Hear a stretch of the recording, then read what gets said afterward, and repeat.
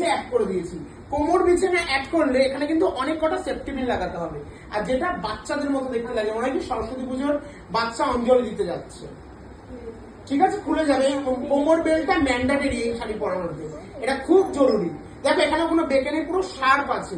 এরপরে গিয়ে একটা শাড়ি স্টাইল হবে, তারপরে গিয়ে ব্রাইড, হেয়ার স্টাইল, কলকা সবকিছু, মানে মানুষ তোমার সবকিছু দেখবে। কি দেখবে? সবকিছু নিট অ্যান্ড ক্লিন চাই। তাই এইগুলি ক্লিয়ার হলো। কোথায় কোথায় লক করবে?